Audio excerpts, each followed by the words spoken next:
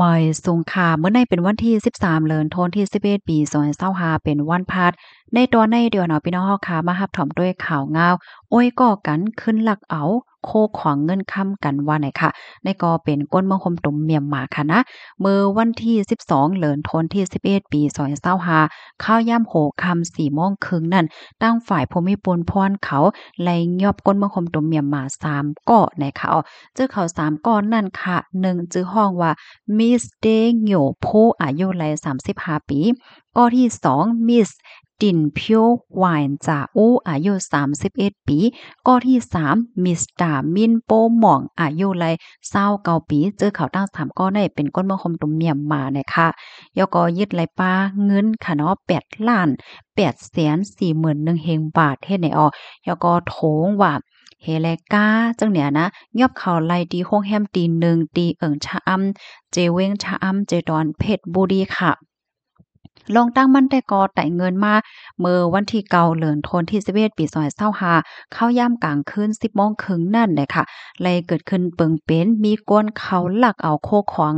เงินที่ในห้องลือที่คอนโดมิเนียมอันมีไว้อยู่ดีตั้งปอดตอนภาคขนงเฮ็ดจังเนี่ยเนาะอันเป็นเจ้าเงินนั่นก็เป็นนางยิ่งอายุ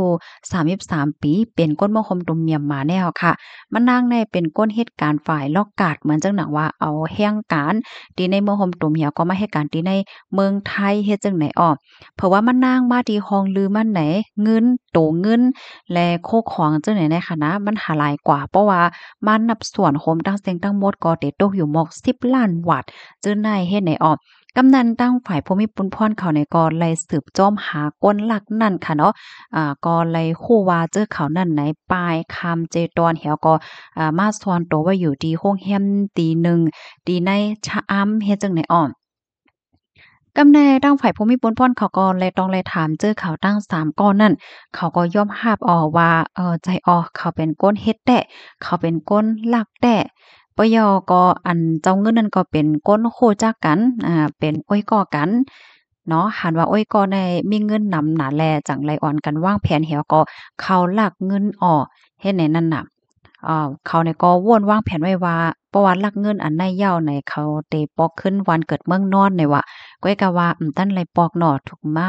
ย่างยอบเป็ดเสียกวนเห็นได้เอาตั้งฝ่ายภูมิพลพรเขาในก็เลยเอาโตส่งกว่าที่ห้องปลิกเสียก็เตปันตดตามกว่าจำหนังหมายมีวันเมืองมีนันวาไหนข้อมูลตอนในคาเลปิงอิงมาที่ห้องการข่าวสดออกไว้ค่ะพี่น้องค่ะถ่อมข่าวโคนายาวหันถึงจึงหือพองนะคะเนาะค่ะหันถึงว่าข่าวตอนในเตจังเป็นคอตอนสอนและคอลีฟางตอนดาบพี่น้องๆเฮาค่ะตั้งนำตั้งหลายอยู่นะคะเนาะอันแรกเขาเป็นอ้อยกอกันค่ะนะหันว่าอ้อยกอมีเงินนำหนาเฮาก็วางแผนมันหลักว่าสว่าจังได๋เฮ็ดเนี่ยเนาะกับนั่นแหละว่าได้อยู่ที่แลตั้งหลายเหตุการณ์สังมีเงินห้ามมีเงินห้าในนั้นก็โหลดสติอีกนึงในค่ะเนาะลองว่าเฮามีเงินว่ามีอันใดเนี่ยก็บ่เป็นไรได้ก็อำลาดอำแหน่เปิ้นก็เตรอดเพอยู่หือในค่ะเนาะนั่นคือพี่น้องค่ะเดี๋ยวจังไลฟังกันนั้นก็ช่วยกันสืบเพิ่นแพ่แชร์กว่าใส่กำค่ะเนาะย้อนให้อยู่ลีรอดเพกันค่ะมอยทรงค่ะ